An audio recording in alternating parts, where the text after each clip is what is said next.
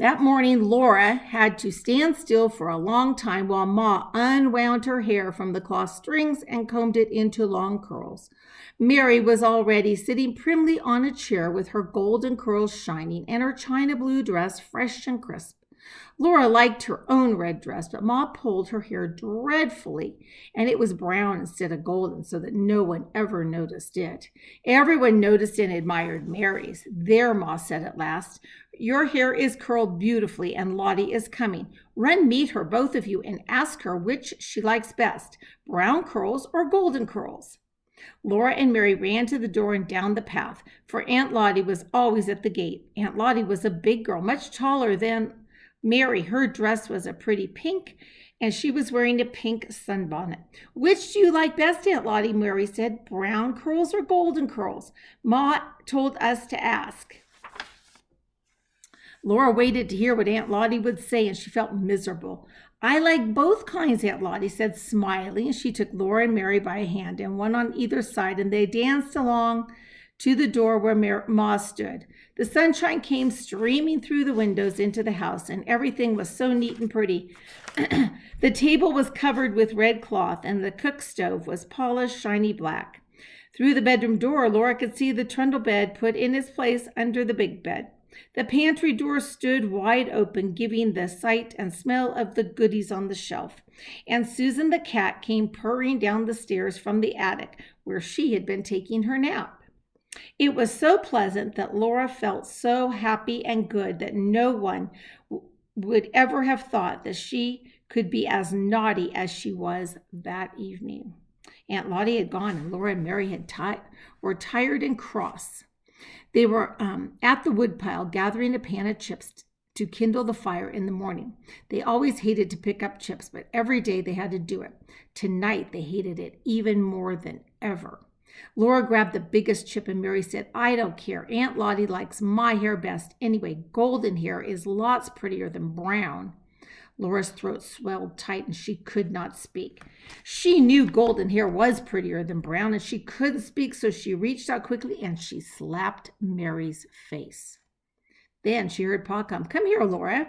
She went slowly, dragging her feet. Pa was sitting just inside the door, and he had seen her slap Mary.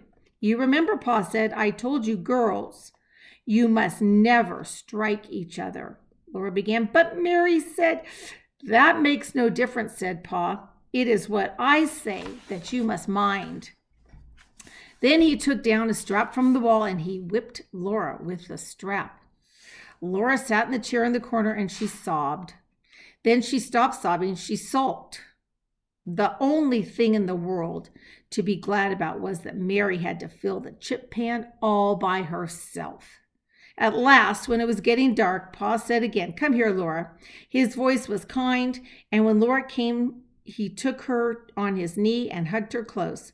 She sat in the crook of his arm and her head on his shoulder, and his long brown whiskers partly covered her eyes, and everything was all right again. She told Pa all about it, and she asked him, you don't think golden hair is better than brown, do you? Pa's blue eyes shone down on her, and he said, well, Laura, my hair is brown. She had not thought of that. Pa's hair was brown, and his whiskers were brown, and she thought brown was a lovely color. But she was glad that Mary had to gather all the chips herself.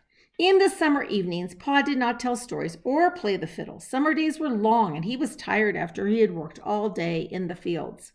Ma was busy too. Laura and Mary helped her weed the garden, and they helped her feed the calves and the hens. They gathered the eggs, and they made cheese. When the grass was tall and thick in the woods, the cows were giving plenty of milk, and there was time to make cheese. Somebody must kill a calf, for cheese could not be made without rennet. Rennet is the lining of the young calf's stomach. The calf must be very young so that it had never eaten anything but milk. Laura and Mary were afraid Pa must kill one of the little calves in the barn. They were so sweet. One was fawn color and one was red, and their hair was so soft and their large eyes so wondering. Laura's heart beat fast when Ma talked to Pa about making cheese. Pa would not kill either of his calves because they were heifers and would grow into cows. He went to Grandpa's and to Uncle Henry's to talk about cheese making, and Uncle Henry said he would kill one of his calves. There would be enough rennet for Aunt Polly and Grandma and Ma. So Pa went again to Uncle Henry's and came back with a piece of a little cow's stomach.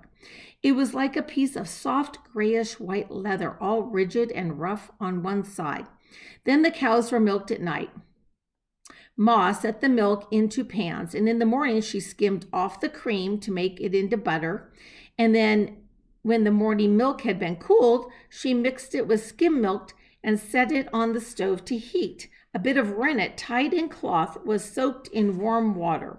When the milk was heated enough, Ma squeezed every drop of the water from the rennet in the cloth, and she poured the water into the milk. She stirred it well and left it in a warm place by the stove. In a little while, it thickened into a smooth, quivery mass. With a long knife, Ma cut the mass into little squares, and they let it stand while the curd separated from the whey. Then they poured it all into a cloth and let the thin, yellowish whey drain out.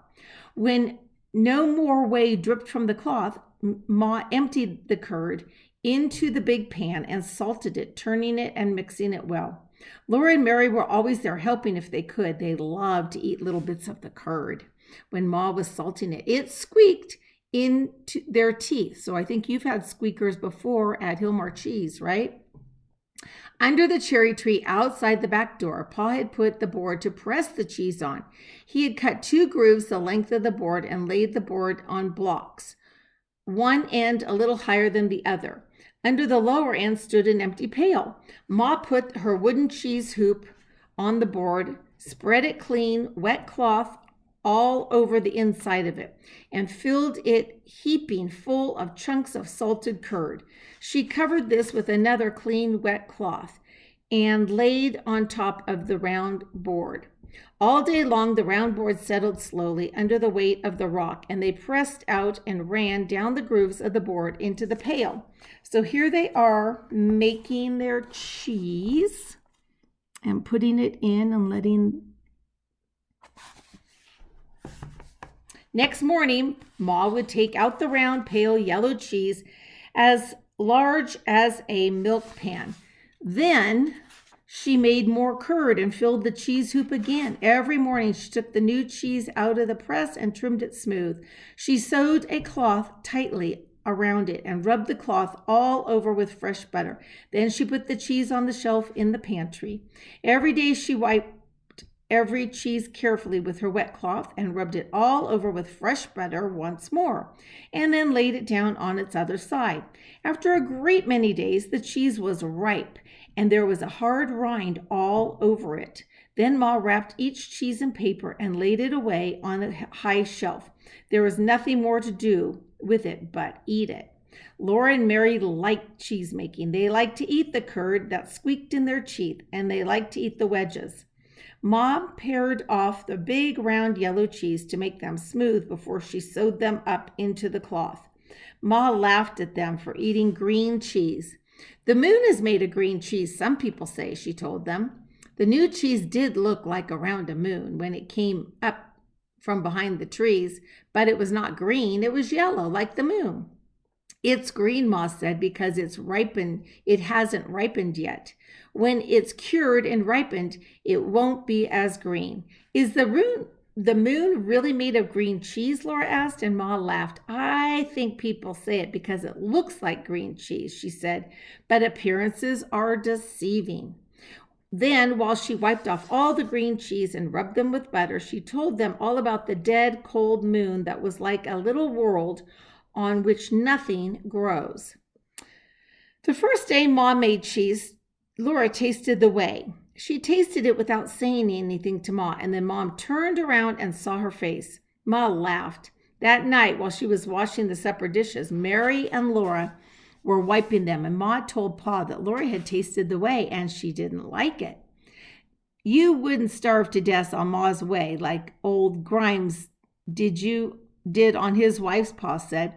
Laura begged him to tell the story of old Grimes, so though Pa was tired, he took his fiddle out of the box and he played and sang for Laura. Old Grimes is dead, that good old man. We never shall see him more. He used to wear an old gray coat, all buttoned down before. Old Grimes's wife made skim milk cheese. Old Grimes, he drank the whey. There came an east wind from the west and blew old Grimes away.